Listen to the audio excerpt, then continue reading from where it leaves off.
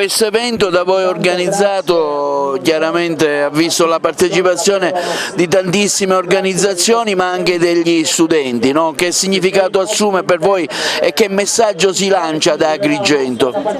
Allora, innanzitutto ringrazio i pendolari che sono venuti con molta foga di manifestare, nel manifestare, con i mezzi appunto che abbiamo qua ad Agrigento.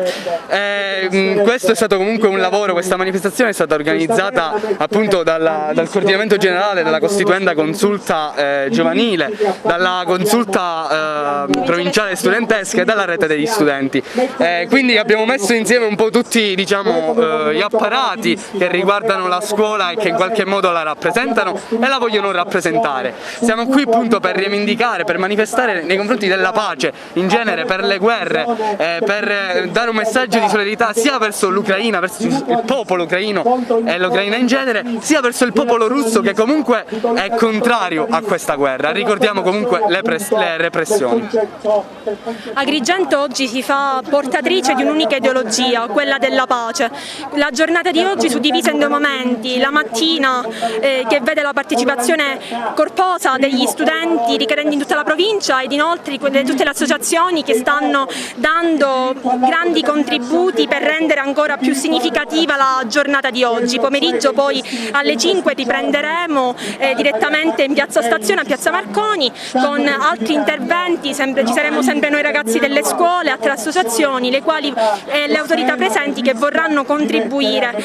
Ci tengo a sottolineare che Agrigento oggi, nonostante il periodo di pandemia, si vede riunita per la prima volta dopo tantissimo tempo, il che è veramente significativo. Quindi il messaggio che vogliamo lanciare è di pace e solidarietà e soprattutto che non si può legittimare un potere il cui consenso è frutto soltanto di autoritarismo e violenza.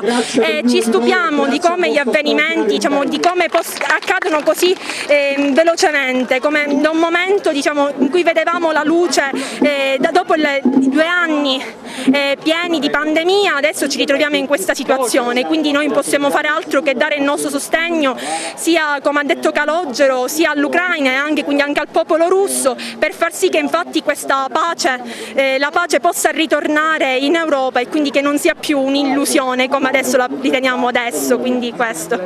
Valerio Landri rappresenta la Caritas, in un momento sicuramente un punto di riferimento importante la Caritas, oggi presente qui a questa manifestazione sulla pace. Sì, oggi non potevamo mancare a questa manifestazione organizzata dai nostri ragazzi, sono una grande speranza per il futuro. Questo è il momento di manifestare il nostro dissenso ma anche di riflettere sull'importanza della pace, che la pace non è un dato scontato, è qualcosa che qualcun altro ci ha meritato ed è bello che questa manifestazione avvenga proprio ai piedi dell'obelisco che ricorda i caduti della Grande Guerra. Oggi vogliamo porre le basi di un discorso di pace, un percorso di costruzione di pace che speriamo possa continuare per il futuro. Sindaco, oggi a Agrigento una imponente manifestazione organizzata dagli studenti sulla pace, un momento importante a Villa Bonfiglio, cui lei ha anche partecipato e che ha visto anche una cosa bella, la partecipazione di tante associazioni, tanti club service, anche Agrigento è presente.